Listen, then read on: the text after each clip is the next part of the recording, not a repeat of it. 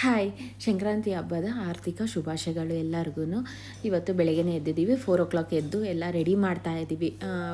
ಪೂಜೆಗೆಲ್ಲ ready ಮಾಡ್ಕೊತಾ ಇದ್ದೀವಿ. ನಮ್ಮ ಯಜಮಾನರು ದೇವ್ರ ಮನೆಯಲ್ಲಿ ಪೂಜೆಗೆ ರೆಡಿ ಮಾಡ್ತಾವ್ರೆ. ನಾನು ಇವತ್ತು ಬಾಗಿಲೆಲ್ಲ ಸಾರಿಸಿ ರಂಗೋಲಿ ಎಲ್ಲ ಬಿಡ್ತಾ ಇದ್ದೀನಿ. ಕ್ಲೈಮೇಟ್ ಎಷ್ಟು ಚೆನ್ನಾಗಿರತ್ತಲ್ವ, ಬೆಳಗ್ಗೆ ಹೊತ್ತು ನೋಡೋಕ್ಕೆ ಒಂಥರ ಫ್ರೆಶ್ ಆಗಿರುತ್ತೆ. ಎದ್ದೊಳೋದೇ ಸ್ವಲ್ಪ ಕಷ್ಟ ನಮಗೆ.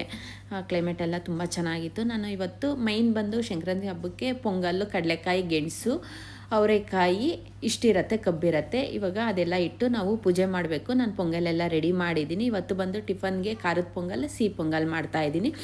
ಪೂಜೆ ಎಲ್ಲ ರೆಡಿ ಮಾಡಿಕೊಂಡು ಪೂಜೆ ಎಲ್ಲ ತುಂಬ ಚೆನ್ನಾಗಾಯಿತು. ಇದು ನಾಳೆ ವಿಡಿಯೋಲಿ ಲಾಂಗ್ ವಿಡಿಯೋ ಅಪ್ಲೋಡ್ ಮಾಡ್ತೀನಿ, ಯಾರೂ ಮಿಸ್ ಮಾಡ್ದಿರೋ ವಾಚ್ ಮಾಡಿ.